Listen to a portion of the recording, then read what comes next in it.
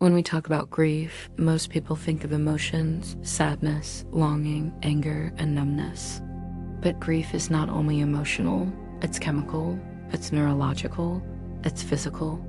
And when we don't understand that, we start to believe something is wrong with us, when really our body is just running a program it learned during a moment of deep pain. Today, I want to explain how grief affects the chemicals in your body and how those chemicals can keep you stuck in a loop without you even realizing it. What happens in the body when grief hits? When you experience a loss, a person, a relationship, a dream, a sense of identity, your brain interprets that loss as a threat to your safety and belonging. So it activates your stress system. The HPA axis sends out a chemical alarm, releasing cortisol, the stress hormone, adrenaline, the fight or flight chemical. These are meant for short-term emergencies, but grief is not short-term, so your body stays flooded. This is why grief feels like exhaustion, brain fog, irritability, trouble sleeping, feeling wired but tired. Your body is not malfunctioning.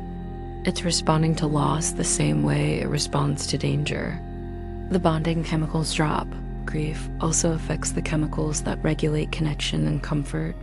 When you lose someone who is part of your attachment system, your brain still expects their presence. It still expects the touch, the voice, the routine, the safety. So when that person is gone, the brain experiences a chemical vacuum, a sudden drop in. Oxytocin, the bonding hormone, endorphins, the natural painkillers. This is why grief feels like a physical ache. It's not in your head. It's in your chemistry. Emotional pain activates physical pain pathways. Emotional pain and physical pain share the same neural circuitry.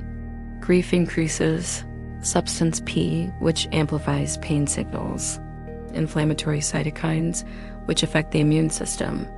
This is why grief can cause chest tightness, digestive issues, headaches, body aches.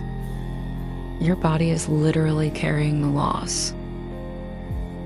How grief gets stuck in the body.